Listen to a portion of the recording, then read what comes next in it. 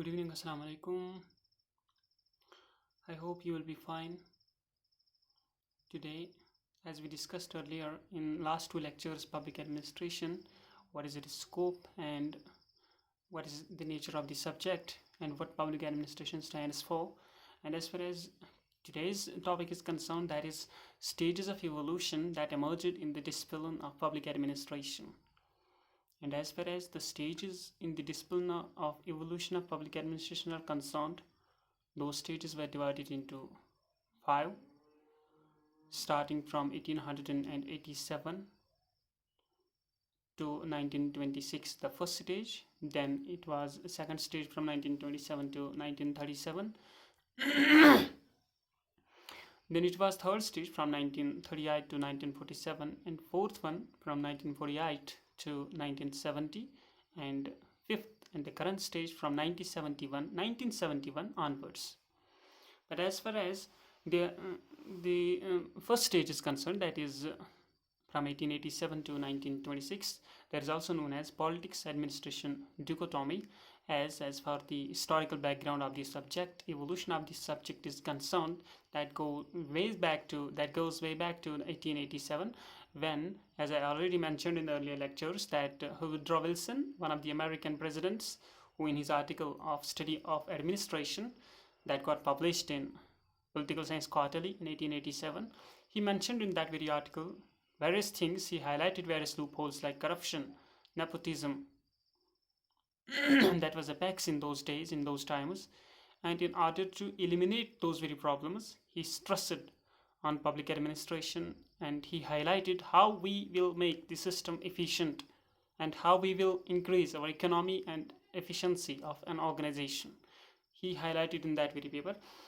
And he also mentioned there that politics and administration are the two things in which politics deals with formulation of the policies, formulating policies, programs,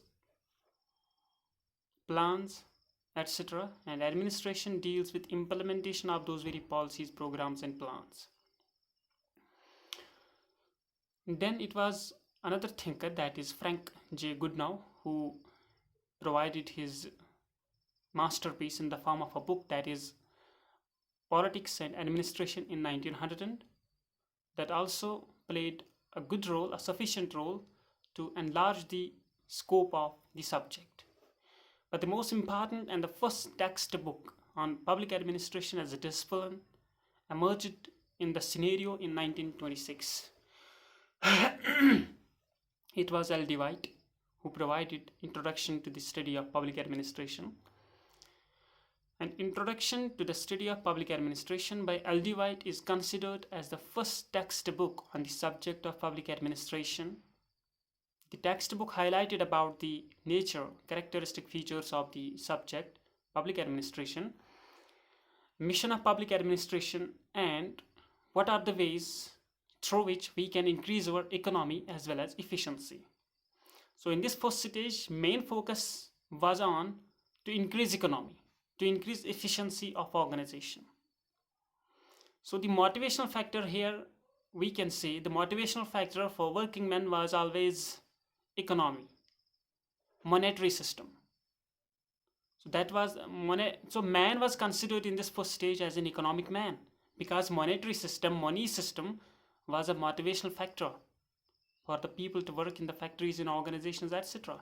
So this was the first stage, and the three important things in this very stage took place. That is, first of all, that was study of administration, a research paper on the part of Woodrow Wilson in Political Science Quarterly 1887.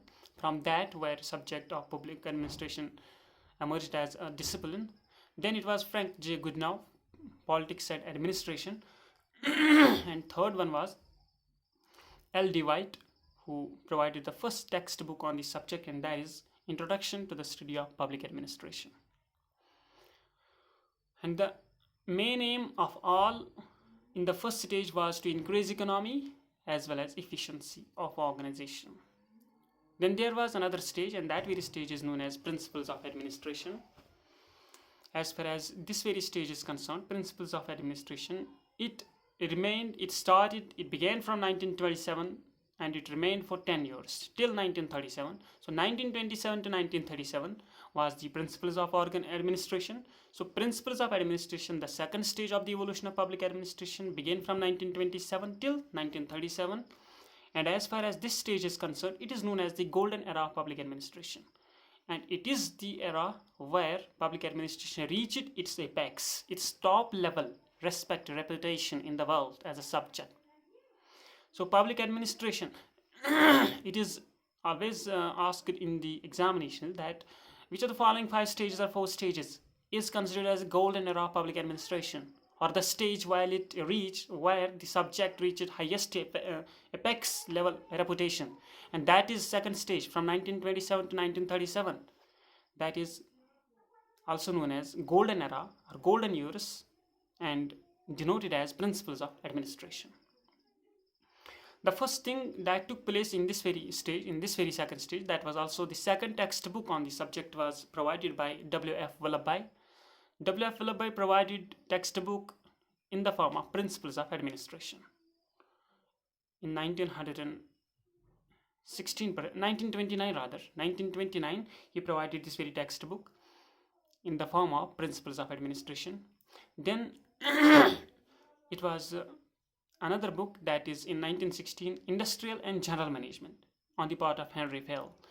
Industrial and General Management on the part of Henry Fell, that got published in 1916, but that was first published in French language. Then later on, it was in 1929, that very Industrial and General Management got translated by Henry Fell into English. Henry Fell is also known as the father of one of the traditional theories of public administration, that is classical theory of administration. So Henry Fell also provided his contribution in the form of a book, that is Industrial and General Management,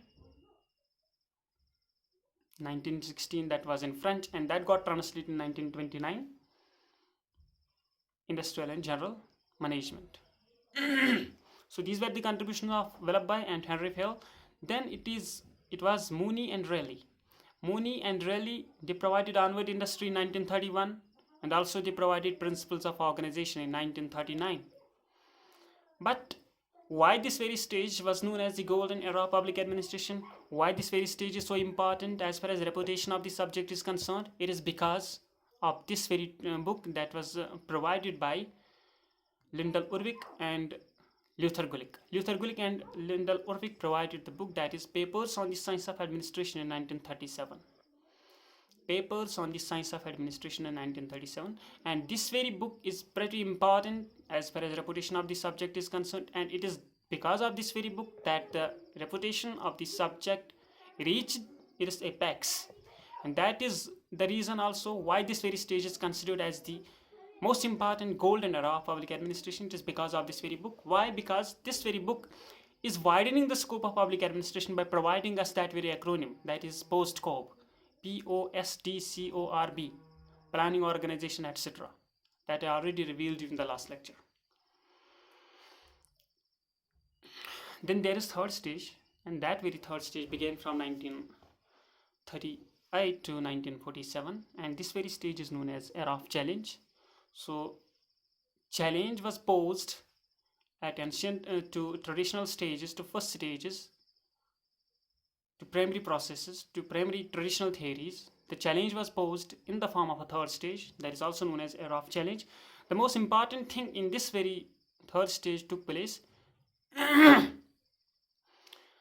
A theory came into existence that is also known as human relations theory, and under that very human relations theory, experiments took place, and those very experiments were Hathorne experiments.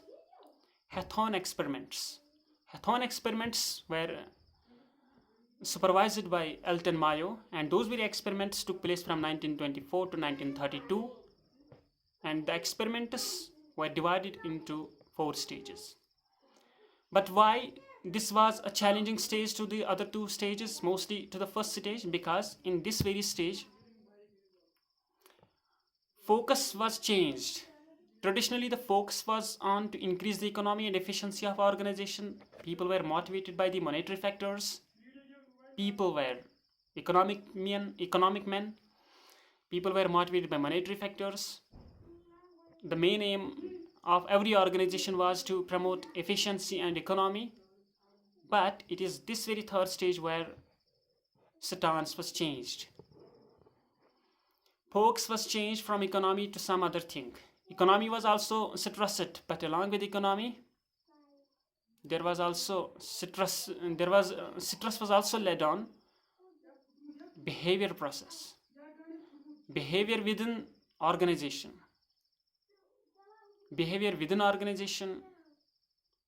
security, needs of workmen, supervision. But supervision, that is subordinate, जो भी होते हैं,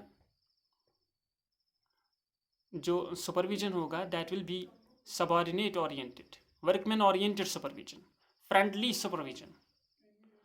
But along with increasing economy and efficiency of organization, stress was also led on how you had to behave within the work field, how you had to behave within an organization, what will be the responsibilities of subordinates and supervisors.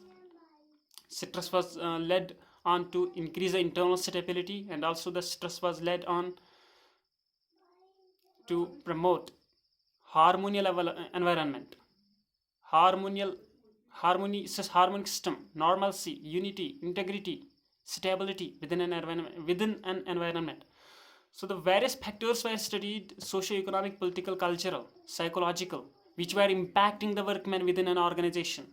And those very factors were never taken into consideration in the first stages. And this is the stage where stress was led on: environmental factors within an organization, how the workmen are behaving under various environmental conditions, and the conditions should be friendly to the workforce, to the workmen. Incentives should be there, their needs and security should be promoted. And as far as this subordination is concerned, it should be employee oriented. Supervision should be there. Also, studies covered the human aspect. That is what I already told you: the needs of workmen, friendly atmosphere, balanced environment. Along with economy, human factor, that is behavior was also taken into consideration. Various important contributions were given by various thinkers under this very era of challenge stage. For example, the functions of executive was provided by Chester Bernard, and importantly, Herbert Simon also provided two masterpieces. One is the Proverbs of Administration, and another is Administrative Behavior. And administrative behavior is his masterpiece. Why it is his masterpiece? Because for administrative behavior, Herbert Simon was awarded Nobel Prize. So this was the era of challenge that remained from 1938 to 1947. Challenge through human relations theory. As ancient theories, traditional theories were there: scientific management theory and classical theory. And both theories given, scientific management given by Taylor and classical theory given by Henry Fayol, both theories stressed on increasing economy and efficiency of organization. But it is this very theory in the third stage that posed challenges at them. Why it posed challenges at them? Because this very theory stressed not only on economy but also on behavior within the working organization, by taking into consideration various environmental factors. Also, this stage stressed on employee-oriented supervision. Then there is a fourth stage, and that is crisis of identity from 1948 to 1970.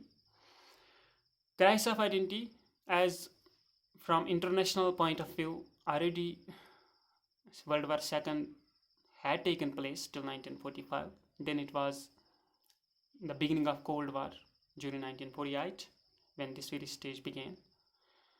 Crisis of identity. So Cold War was there. Also, few countries were there who never joined any of the bloc, whether that is Western Bloc or Eastern Bloc, and those very countries from Afro-Asian and Latin American countries joined third group, and that is non-alignment movement. But here, so various nations, new nations were emerging in the world scenario, and in order to widen the scope of public administration, cross-national and cross-cultural administrative studies were taken into consideration. Cross-cultural and cross-national administrative studies were taken into consideration in order to widen the scope and growth of the subject. So comparative approach emerged in public administration. That is, comparative public administration emerged within this very stage. And the credit goes to, for this very comparative public administration, the credit goes to Fredericks, who is also known as the father of comparative public administration. So comparative studies were taking place in order to widen the scope of the subject. And along with this comparative public administration, another development took place in the form of Minobrook first, that is new public administration in late 1960s, also emerged in this very stage. So this was the crisis of identity, and later on it was the last stage, that is public policy perspective, 1971 till now. This is the fifth and last stage of the discipline, public policy perspective. And as far as this very stage is concerned, there is policy science, interdisciplinary approaches are being used. So multidimensional ways are being used, interdisciplinary approaches are being used to enlarge, to widen the scope of the subject. And globalization in early 90s took place in the world, which linked the whole world together, turning into a global village. Three processes, that is liberalization, liberalization, and privatization. Other events took place in this very stage, and this very stage is currently going on. So interdisciplinary approaches are being stressed in this very stage in order to promote stability, complex interdependence, and also to increase the scope of the subject, promote efficiency, internal integrity within an organization, internal stability, and external ecological balance, just to increase the scope and prosperity of the subject. So these were the 5 stages. And as far as these 5 stages are concerned of the discipline, the most important stage is the second stage, and that very stage is also known as principles of administration, that remained effective from 1927 to 37, and that very stage is known as the stage of golden era, golden years of public administration. So those were the 10 years. I hope you understood well to some extent, and in next lecture we will discuss about what is private administration and what is public administration. Till then, take care. See you.